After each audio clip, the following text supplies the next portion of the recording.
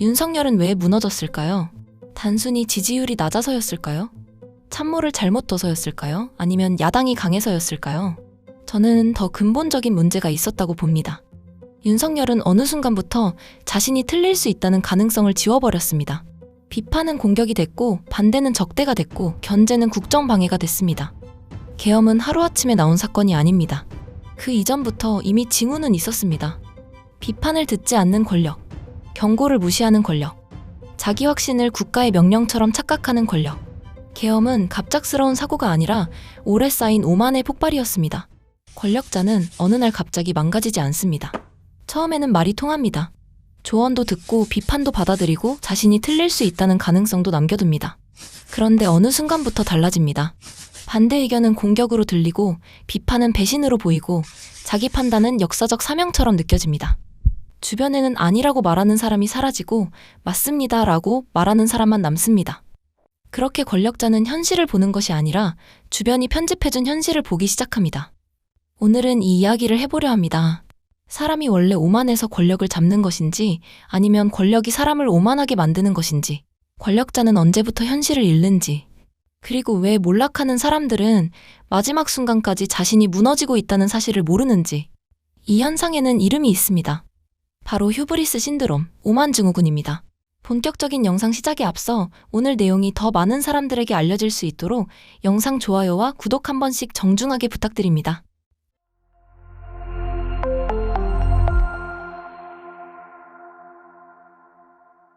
짐 콜린스는 조직과 권력이 무너지는 과정을 몰락의 5단계로 설명했습니다.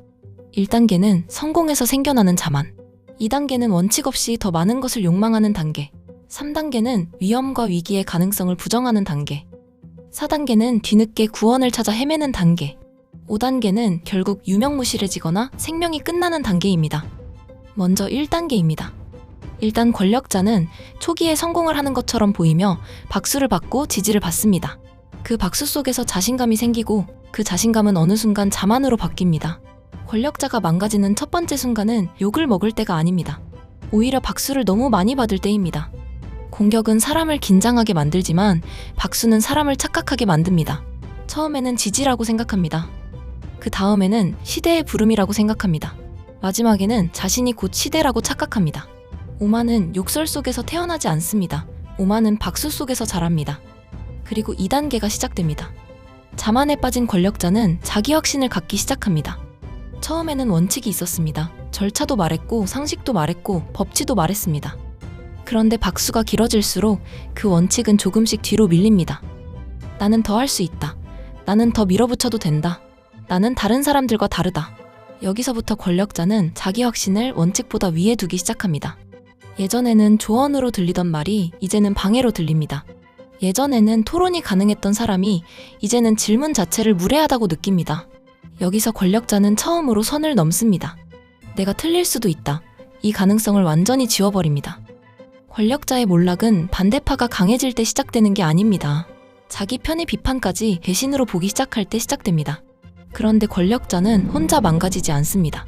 주변도 같이 망가집니다. 아니라고 말하는 사람은 밀려납니다. 불편한 말을 하는 사람은 분위기 파악 못하는 사람이 됩니다. 대신 이런 사람들이 살아남습니다. 대통령님 판단이 맞습니다. 대통령님 뜻이 옳습니다. 대통령님 생각이 곧 민심입니다. 그렇게 권력자 주변에는 현실을 전달하는 사람이 아니라 착각을 관리해주는 사람들만 남습니다. 이때부터 권력자는 현실을 보지 않습니다. 주변이 편집한 현실을 봅니다. 충신은 불편한 진실을 말하고 아첨꾼은 달콤한 거짓말을 팝니다. 그리고 권력자는 그 달콤한 거짓말을 민심이라고 착각합니다. 그 다음이 가장 중요한 3단계입니다. 위험과 위기의 가능성 자체를 부정하는 단계입니다. 저는 이 3단계가 휴브리스 신드롬의 골든타임이라고 봅니다. 이때 막아야 합니다. 이때 멈춰 세워야 합니다. 왜냐하면 3단계를 넘기면 권력자는 더 이상 현실을 듣지 않기 때문입니다. 권력자가 가장 위험해지는 순간은 자기 자신을 국가와 동일시하는 순간입니다. 나를 비판하면 국가를 흔드는 것이다. 나를 견제하면 국정을 방해하는 것이다. 나에게 반대하면 국민을 배신하는 것이다. 이쯤 되면 정치는 토론이 아닙니다. 거의 신앙이 됩니다. 권력자의 가장 큰 착각은 자신이 국민을 대표한다는 믿음이 아닙니다. 자신이 곧 국민이라고 착각하는 것입니다. 하지만 현실은 잔인합니다. 권력자가 아무리 자기 확신에 취해도 현실은 표정을 바꾸지 않습니다. 민심은 보고 있고 조직은 썩어가고 사람들은 조용히 등을 돌립니다. 그런데 권력자는 마지막까지 모릅니다. 자기가 버림받고 있다는 사실을 가장 늦게 아는 사람이 바로 권력자 본인입니다. 그리고 어느 날 현실이 문을 두드립니다. 휴브리스 신드롬의 무서운 점은 권력자 본인은 끝까지 모른다는 겁니다. 자신은 나라를 위해 결단한다고 믿습니다. 자신은 역사의 편에 서 있다고 믿습니다. 자신을 비판하는 사람들은 국정을 흔드는 방해꾼이라고 믿습니다. 하지만 민주주의에서 권력자는 역사가 아닙니다. 권력자는 국가가 아닙니다. 권력자는 국민 위에 설 수 없습니다. 그리고 윤석열은 그 선을 넘었다가 무너졌습니다. 이제 4단계입니다. 구원을 찾아 헤매는 단계입니다. 여기서부터 권력은 매우 위험해집니다. 왜냐하면 이 단계의 권력자는 자신이 틀렸다는 사실을 인정하지 않습니다. 대신 이렇게 생각합니다. 아직 한 방이 남아있다. 판을 뒤집을 마지막 수가 있다. 지금 필요한 것은 반성이 아니라 결단이다. 이때 권력자는 자신을 돌아보지 않습니다. 책임을 내부에서 찾지 않습니다. 오히려 더 큰 적을 만들고 더 강한 충성을 요구하고 더 극단적인 수단을 찾습니다. 문제의 원인이 자기 오만에 있다는 사실을 인정하지 않기 때문에 해결책도 점점 현실에서 멀어집니다. 정상적인 정치가 아니라 비상한 수단을 꿈꾸기 시작합니다. 설득이 아니라 제압을 생각합니다. 토론이 아니라 명령을 생각합니다. 민심을 되돌리는 것이 아니라 민심을 눌러버릴 방법을 찾습니다. 이것이 4단계입니다. 자기 몰락을 인정하지 않기 위해 마지막 무리수를 찾는 겁니다. 그리고 이 지점에서 윤석열은 계엄이라는 선택지를 골랐습니다. 위기를 인정하지 않은 권력, 경고를 조롱한 권력, 자기 확신을 국가의 명령처럼 착각한 권력. 그 권력이 마지막에 붙잡는 것은 민주주의가 아니라 비상수단입니다. 오만한 권력이 찾는 구원은 대부분 구원이 아니라 자멸의 가속페달입니다. 그리고 마지막 5단계가 옵니다. 유명무실해지거나 생명이 끝나는 단계입니다. 여기서 말하는 생명은 육체의 생명이 아닙니다. 권력의 생명, 정당성의 생명입니다. 국민에게 인정받을 수 있는 힘의 생명입니다. 겉으로는 아직 권좌에 앉아있을 수 있습니다. 직함도 남아있고 조직도 남아있고 명령체계도 남아있을 수 있습니다. 하지만 이미 끝난 겁니다. 왜냐하면 권력은 자리에서 나오는 것이 아니라 정당성에서 나오기 때문입니다. 국민이 마음속에서 권력을 걷어들이는 순간 그 권력은 껍데기만 남습니다. 그때부터 권력자는 통치자가 아니라 버티는 사람이 됩니다. 국민을 이끄는 사람이 아니라 국민에게 심판받는 사람이 됩니다. 명령은 남아있지만 신뢰는 사라지고 직함은 남아있지만 권위는 무너지고 말은 계속하지만 아무도 믿지 않습니다. 권력의 생명이 끝나는 단계, 그것이 5단계입니다. 여기서 가장 중요한 질문이 남습니다. 휴브리스 신드롬은 언제 막아야 하는가? 답은 명확합니다. 끝까지 간 뒤에는 늦습니다. 그때의 권력자는 더 이상 현실을 듣지 않기 때문입니다.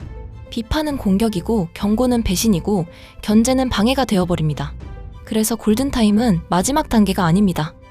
짐 콜린스가 말한 몰락의 5단계 중 진짜 골든타임은 오만이 태어나는 3단계입니다. 위험과 위기 가능성을 부정하기 시작하는 단계, 그때가 마지막 기회입니다.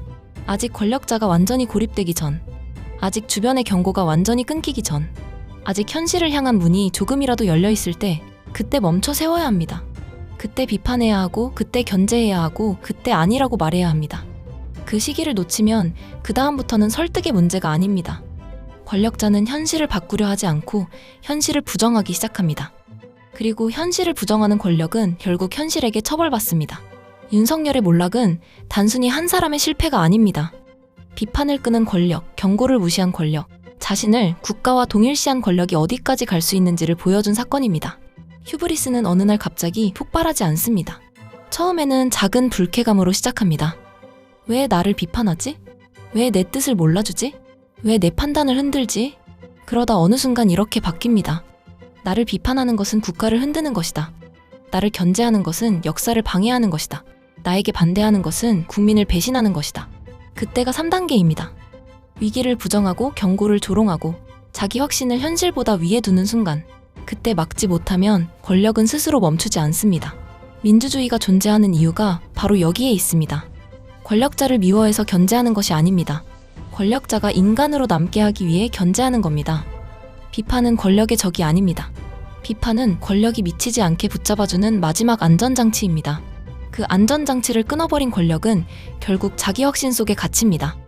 그리고 고립된 권력은 마지막에 반드시 현실과 충돌합니다. 그 충돌의 순간 권력자는 이렇게 말합니다. 나는 나라를 위해 한 일이다. 나는 역사를 위해 결단한 것이다. 나는 국민을 위해 싸운 것이다. 오만은 언제나 확신처럼 시작됩니다. 하지만 그 끝은 언제나 같습니다. 현실을 잃은 권력은 결국 현실에게 끌려 내려오게 됩니다. 골든타임이 얼마 남지 않은 것 같습니다.